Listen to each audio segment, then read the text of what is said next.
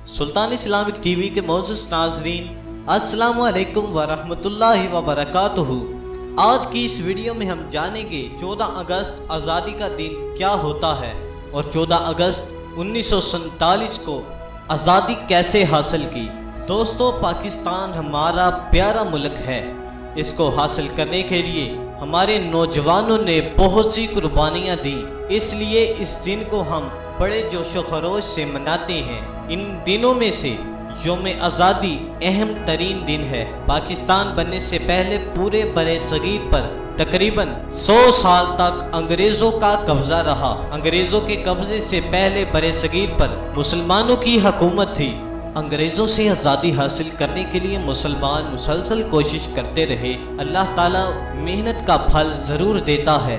यही वजह है कि बहुत सी कुर्बानियाँ देने के बाद आखिरकार 14 अगस्त 1947 को पाकिस्तान बन गया। इस दिन बने सगीर के मुसलमान अंग्रेज़ों की गुलामी से आज़ाद हो गए और अपना एक अलग मुल्क हासिल करने में कामयाब हो गए।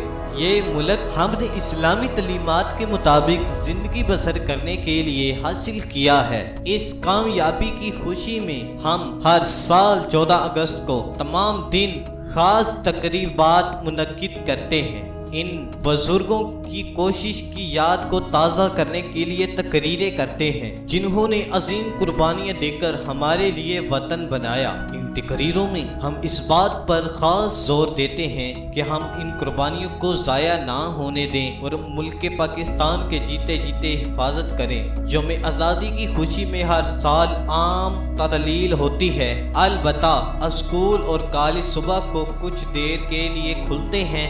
स्कूलों और कॉलेजों के तालिबे इल्म खास कौमी प्रोग्राम बनाते हैं, वतन की मोहब्बत के नगमे गाते हैं और तकरीरें करते हैं। कायदे आज़म के मज़ार पर जाते हैं, कुरान खानी और फातिहा खानी करते हैं, फूलों की चादरें चढ़ाते हैं। मज़ार की हिफाजत के लिए एक फौजी दस्ता हमेशा मज़ार पर मौजूद रहता है।